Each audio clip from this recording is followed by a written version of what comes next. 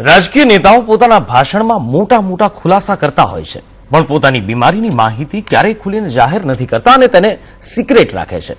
પ્રજાના મતથી સત્તા પર બેઠેલા નેતાઓ મતદાર નહીં કે તેમના સ્વજનોને પણ બીમારી અંગેની જાણ નથી કરતા અને જનતાને બીમારીના નામે અંધારામાં રાખવામાં આવે છે. ત્યારે આપણા દેશમાં કયા રાજકીય નેતાને કઈ બીમારી છે અને કેમ તેમની આ બીમારી તેઓ છુપાવી રહ્યા છે, જોઈએ આ અહેવાલમાં.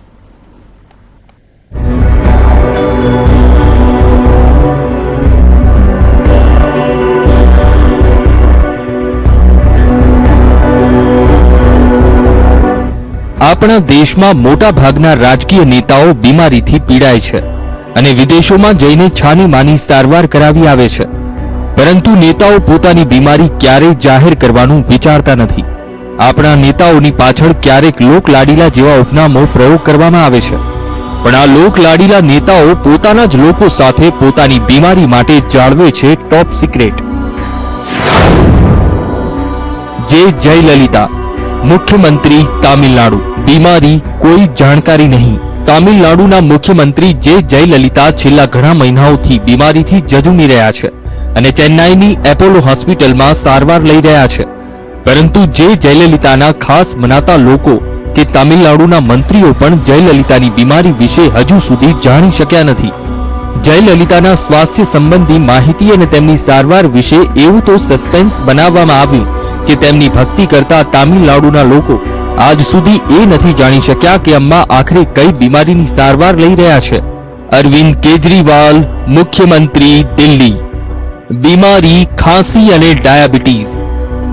જયલલિતા જ નહીં પરંતુ દિલ્હીના મુખ્યમંત્રી અરવિંદ કેજરીવાલ બીમારીનો સામનો કરી રહ્યા છે, પરંતુ હજી સુધી અરવિંદ કેજરીવાલ કઈ બીમારીથી પીડાય છે તે અંગે હજી સુધી કોઈ માહિતી બહાર આવી નથી કે ખુદ અરવિંદ કેજરીવાલે આ અંગેની કોઈ જાણકારી બહાર પાડી નથી. દિલ્હીના મુખ્યમંત્રી બન્યા બાદ અરવિંદ કેજરીવાલ ભાષણ આપતી વખતે કે પ્રેસ કોન્ફરન્સ દરમિયાન વારંવાર ખાંસી ખાતા હતા. જો કે ખાંસીના કારણે અરવિંદ કેજરીવાલે ગળામાં ખરાબી હોવાનું કારણ આગળ ધરીને રજા પર ઉતરી ગયા. જો કે રજા લેતા પહેલા અરવિંદ કેજરીવાલે પોતાને ખાંસી અને ડાયાબિટીસની બીમારી હોવાની જાણકારી આપી હતી. સોનિયા ગાંધી, કોંગ્રેસ અધ્યક્ષા.